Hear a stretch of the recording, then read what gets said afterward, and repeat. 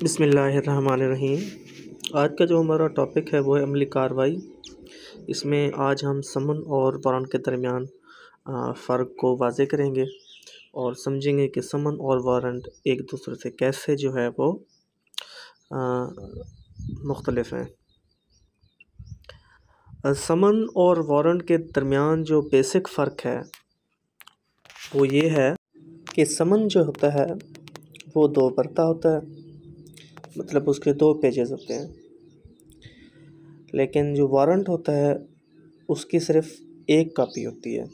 پہلا فرق اس میں یہ ہے۔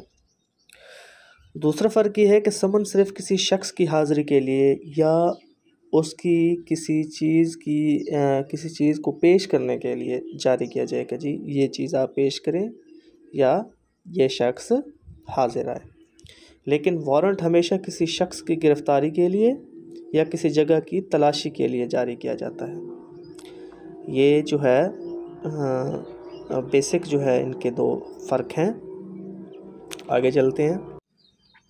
سمن کی تعمیل کے بارے میں جو ہے نا وہ یہ ہے کہ مطلوبہ شخص کے علاوہ اس کے کسی رشتہ دار یا اس کے مکان پر چسپاں کرنے سے ہو جاتی ہے۔ مطلب تعمیل اس طرح سے ہو گئی کہ جی وہ بندہ اگر نہیں ہے گھر پہ موجود تو نوٹس اس کے اپنا دروازے کے اوپر چپکا دیں گے، تو اس طرح سے یا اس کے رشتہ دار کو دے دیں گے، اس طرح سے جو ہے وہ وارنٹ کی تعمیل ہو جاتی ہے۔ آج کل تو بذریعہ جدید دور ہے، کیونکہ آج جو ہے بذریعہ واٹس ایپ بھی جو ہے آپ تعمیل کروا سکتے ہیں، لیکن وارنٹ کی تعمیل صرف اس شخص کی ذات پر کی جاتی ہے جس کی گرفتاری کے لیے وارنٹ جاری ہوا ہو، کیونکہ وارنٹ جو جاری ہوتا ہے وہ کسی شخص کی گرفتاری کے لیے یا جگہ کی تلاشی کے لیے ہوتا ہے۔ اگر شخص گرفتار نہیں ہوتا تو وارنٹ کی جو ہے وہ تعمیل نامکمل ہے۔ اس کے علاوہ جی سمن پر یا تو عدالت کے دستخط ہوں گے، مطلب دستخط بھی ہوں گے، اس پہ موجود ہوں گے، یا جس عدالت نے جاری کیا ہوگا یا جس شخص نے جاری کیا ہوگا سمن، ان کے اپنا مہر اور دستخط لازمی ہوں گے۔ لیکن وارنٹ جاری کرنے والے افسر کے صرف دستخط ہوں گے۔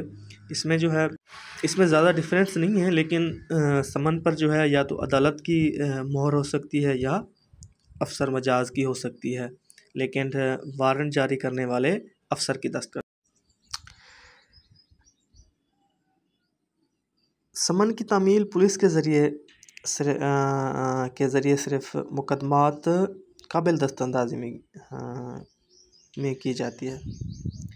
مطلب اگر سمن کی تعمیل اگر ہم بذریعہ پولیس کرواتے ہیں تو وہ صرف ان مقدمات کی ہوگی جو کہ ناقابل دست اندازی ہوں گی، لیکن وارنٹ کی تعمیل عام طور پر صرف پولیس ہی کرتی ہے، کیونکہ اس میں گرفتاری ہوتی ہے اور گرفتاری کا اختیار صرف پولیس کے پاس ہوتا ہے۔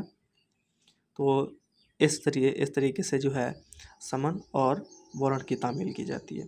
آگے چلتے ہیں جی۔ سمن کی تعمیل صرف اسی تاریخ تک ہوگی، مطلب کہ مثلاً کل فلاں ڈیٹ کو جو ہے بندے کو پیش کرنا ہے یا اس نے فلاں چیز پیش کرنی ہے، اگر وہ ڈیٹ گزر گئی تو سمن کینسل ہو گیا، لیکن وارنٹ کی تعمیل جاری رہے گی جب تک اس بندے کی گرفتاری نہیں ہوتی، یا پھر جس عدالت نے یا جس افسر نے یا جس نے بھی یہ وارنٹ جاری کیا ہے، جب تک وہ خود اسے منسوخ نہ کر دے تب تک جو ہے وارنٹ کی تعمیل جو ہے وہ جاری رہتی ہے۔